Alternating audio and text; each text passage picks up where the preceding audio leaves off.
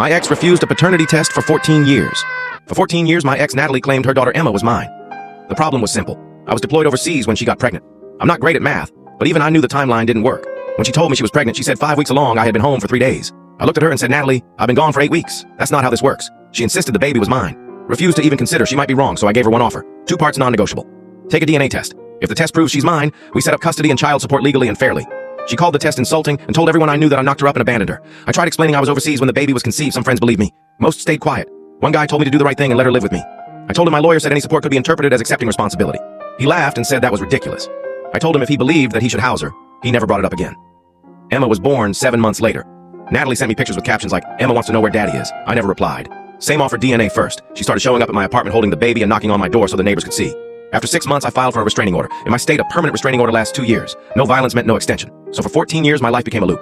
Every 2 years, the order expired. Every 2 years, Natalie came back. Every 2 years, I offered a DNA test. Every 2 years, she refused. Every 2 years, I filed again. I got married 5 years ago. My wife, Kim, knew everything. We have a 9-year-old son, Henry. We kept him away from the chaos.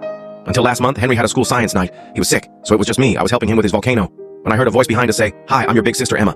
I turned around, and there she was. 13 years old Natalie was nowhere in sight. Emma was talking directly to my son. He panicked and ran to his teacher. I had to explain in front of other parents that Emma was not my daughter and that her mother had been claiming this for 14 years without proof. The room went silent. One mom later told me it was cruel to say that in front of the child I told her I had been asking for a DNA test for 14 years. Nobody had an answer. The next day, my lawyer filed another restraining order. The school reported the incident to CPS.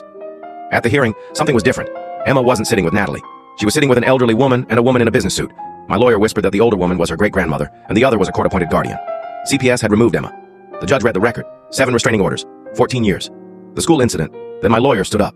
Your Honor, my client is willing to submit to a DNA test today. Natalie went white. Her hands shook. She opened her mouth, but her lawyer grabbed her arm and told her not to speak.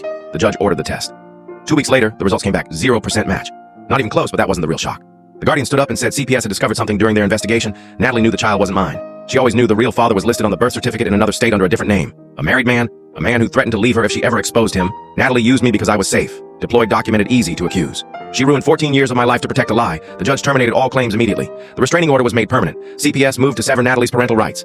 Emma looked at me as they led her out and asked one question. So you were never my dad? I said no, but I was the only one who ever tried to tell the truth. That was the moment the courtroom went silent. And for the first time in 14 years, the lie finally collapsed.